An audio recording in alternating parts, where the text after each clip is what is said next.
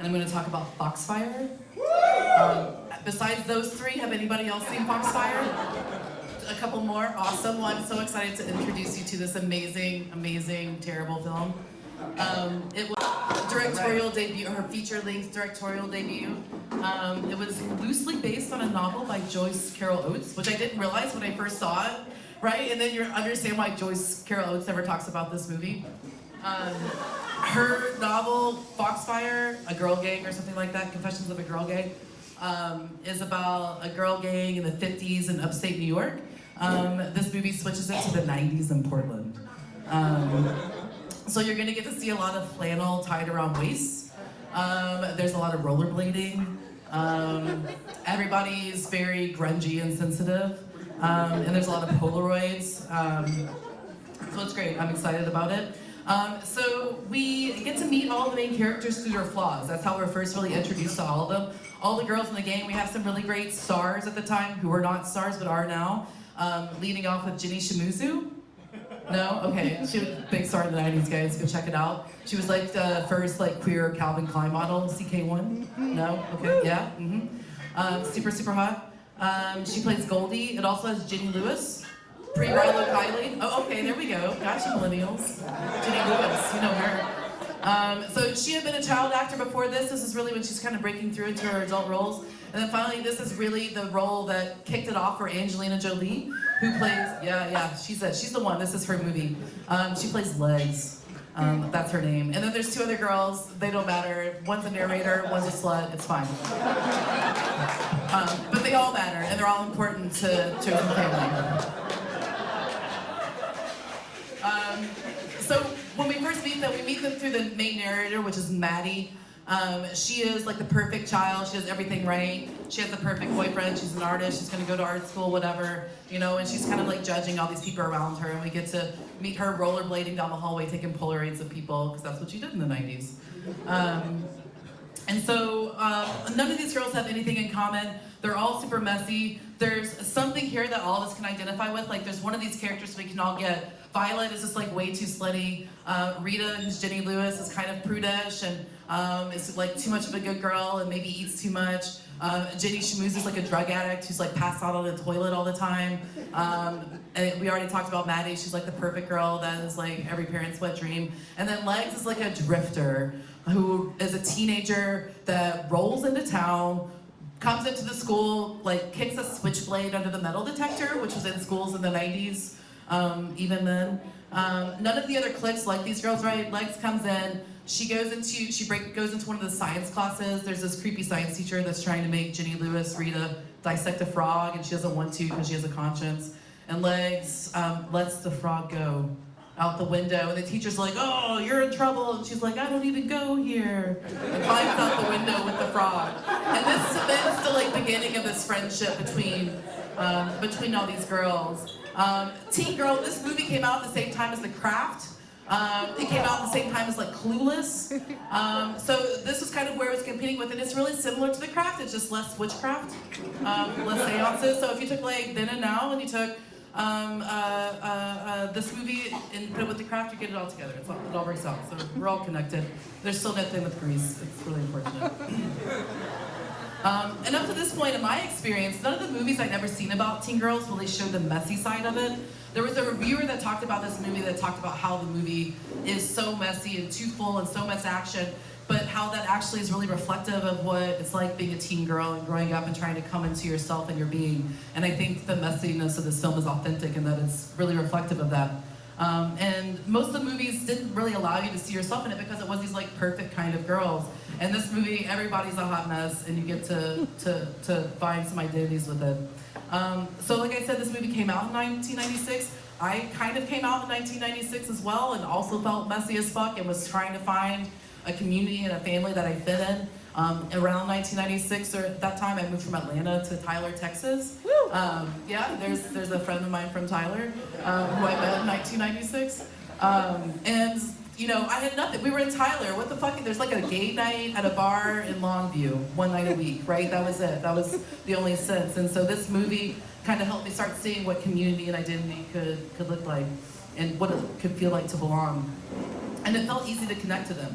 So, like I said, Lex enters their lives from saving this frog, keeping them from dissecting it.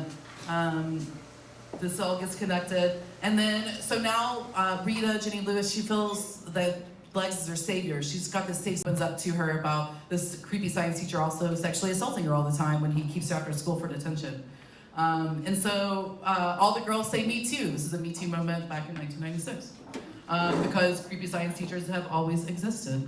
And so a plan is hatched at this point of what they're going to do to the science teacher, and we'll roll the first clip.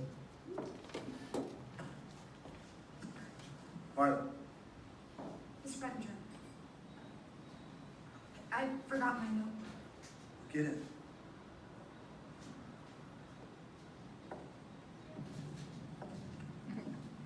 What are you doing here, Madeline? What is going on here? Oh, that's nothing. Go on with what you were doing. Pervert. That young lady is in detention today. Mr. Bettinger, we need to talk. Keep your hands off Rita. And Violet. And whoever the fuck else you do this to. How does that feel? Fucking little punk. That's right. You better move. You better keep moving. Or what? This is outrageous! This is absolutely outrageous! I'm a teacher! Madeline! Madeline, come on! You don't believe Rita, she's emotionally unstable. I'm for not Christ's sakes. unstable. I I'm didn't hear not like that. unstable. I'm not No, unstable.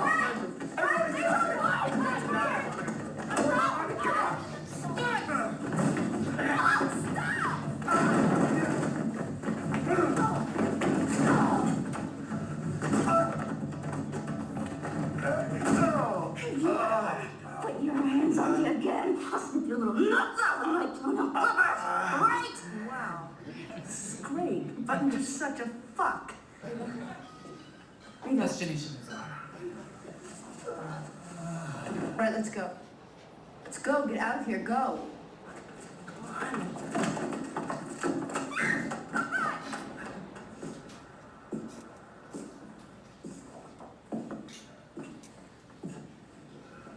Can you get up? Next time you think about fucking with some young girl, you think about this first.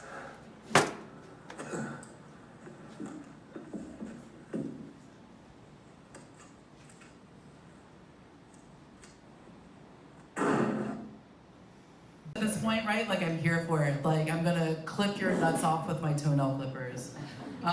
For me, this is the genesis of all chosen families. Some deeply unsettling adverse event. Chosen families don't come out of sunshine and happiness and light. Chosen families come out of a need from darkness to escape it, or escape something. And that comes from this darkness and loneliness. And Legs becomes the life preserver for all these girls who prior to this moment weren't connected.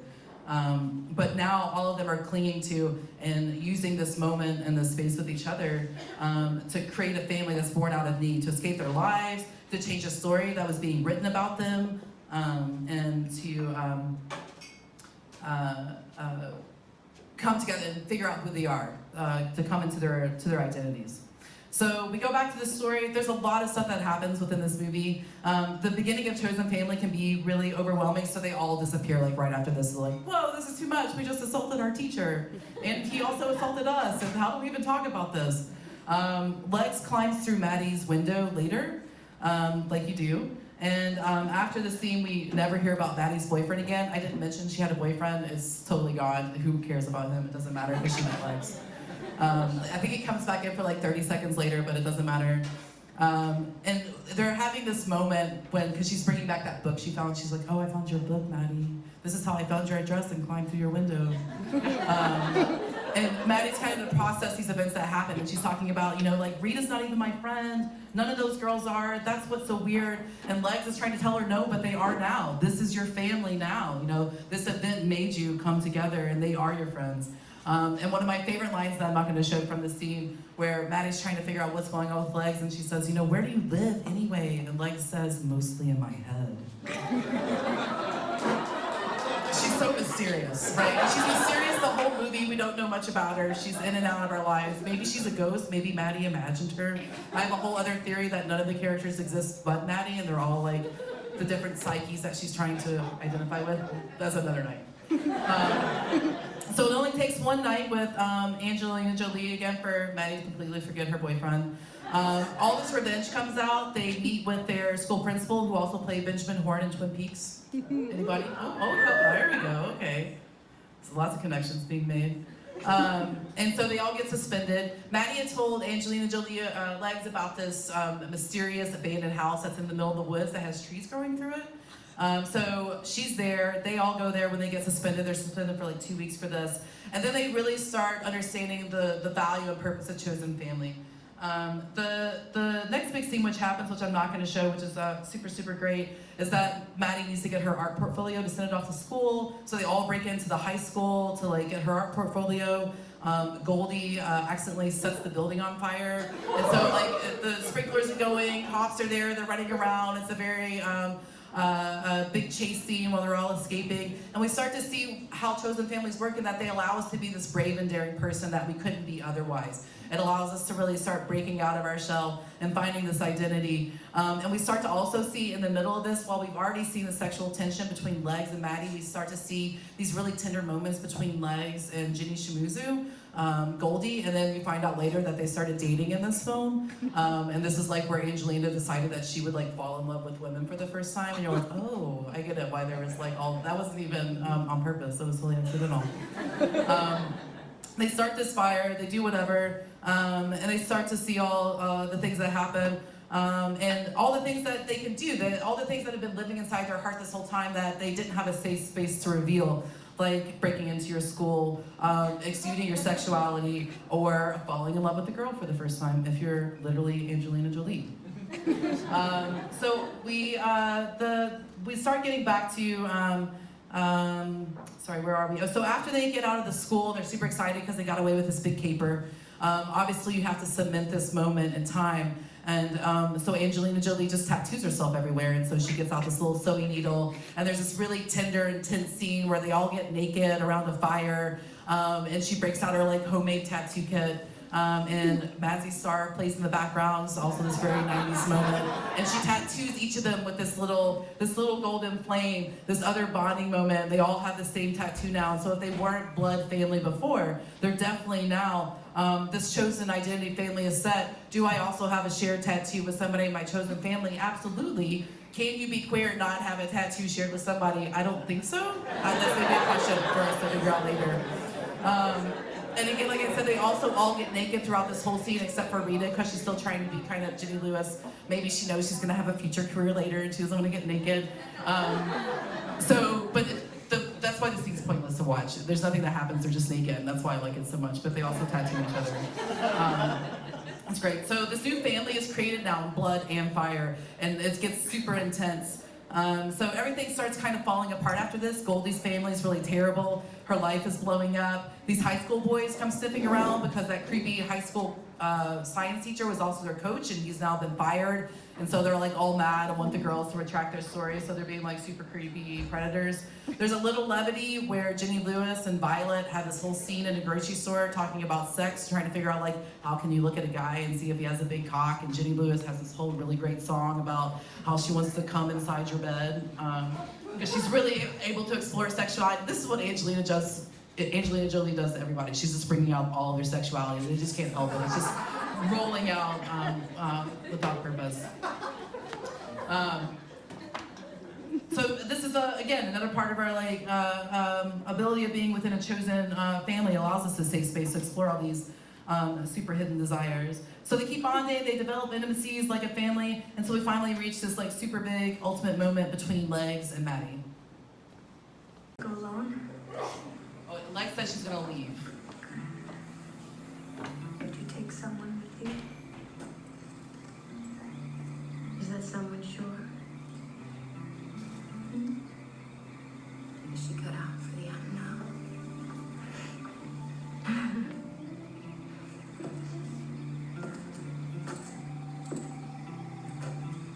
Sometimes the unknown will disappoint you.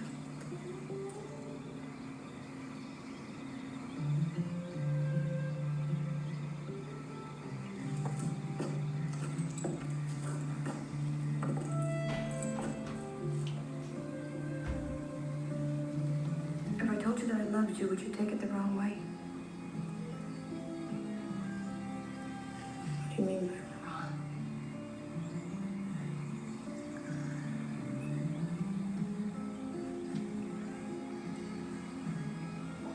It's just that I'm not.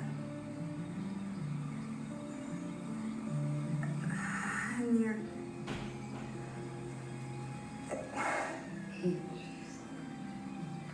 I'll take it however you want me to, Maddie.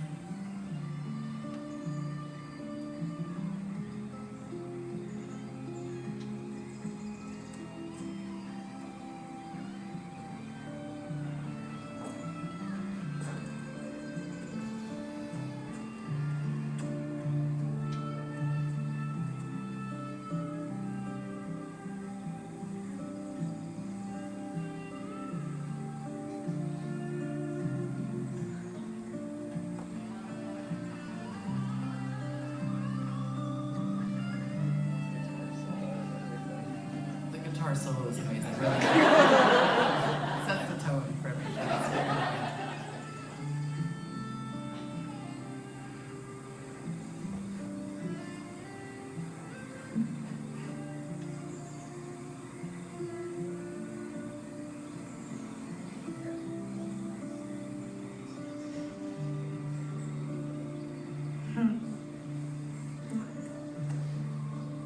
You see Spike and Virgo. Such a lesbian. No, they never kiss. They never kiss. It's so I mean, and every time I watch this, I'm like, no, they're actually gonna make out this time, right?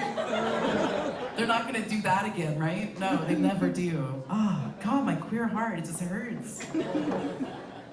So just like any family, chosen families are super messy. And when you're queer and building intimacy with people that you're also maybe attracted to, and all those feelings start getting confused, and do I love you or like you? And if I love you what way? And is it this way? And do you love me the same way? And oh God, it's so hard to figure out. And I feel like that scene just captures all of it for me, and also like the next 10 years of my relationships. Straight girls, right?